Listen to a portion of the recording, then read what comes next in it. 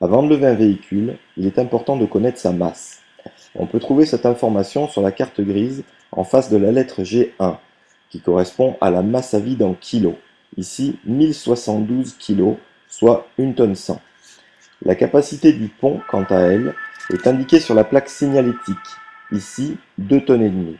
On peut donc lever ce véhicule sans difficulté et surtout sans danger. La seconde étape consiste à dégager l'aire de travail.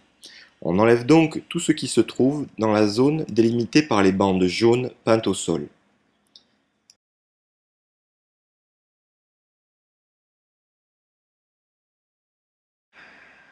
Sur la plupart des véhicules, le moteur est à l'avant.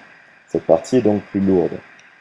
La partie arrière, plus légère, dépassera de 2/3 par rapport à la colonne centrale du pont.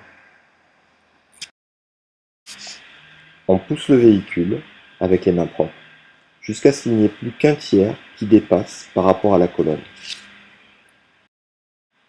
Sur ce véhicule, le point de levage est matérialisé par une flèche sur le bas de caisse. Elle vous indique la zone renforcée de la feuillure. Ce n'est pas toujours le cas, nous verrons dans un instant l'ensemble des zones renforcées. De même à l'arrière, la flèche vous indique la zone renforcée de la feuillure. On positionne le bras avant sous le point de levage. On peut le faire aller plus ou moins sous le véhicule selon un arc de cercle ou le faire allonger plus ou moins car il est télescopique. En le faisant tourner, il faut maintenant amener le patin presque au contact du point de levage. De même à l'arrière, on amène d'abord le bras en rotation, puis en longueur si nécessaire. Ensuite, on fait tourner le patin jusqu'à amener celui-ci au contact du renfort de feuillure. Nous allons maintenant vérifier la stabilité du véhicule. Pour ce faire, nous allons le monter d'environ 10 cm.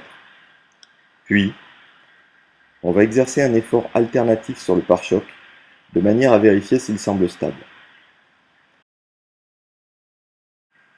Nous pouvons maintenant monter le véhicule. Cependant, il ne faut jamais le quitter des yeux, durant toute la phase de montée.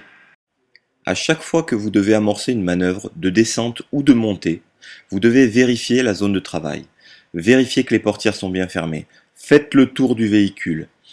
Constatez que rien ne va entraver la descente du véhicule. Ensuite, vous pouvez y aller. Pour finir le travail, il faut maintenant retirer les bras du pont. Pour cela, appuyez sur le bouton et tirez le bras en arrière à fond. Pareil à l'avant. Vous appuyez sur le bouton, puis vous tirez le bras en arrière à fond. N'oubliez pas de faire le tour du véhicule.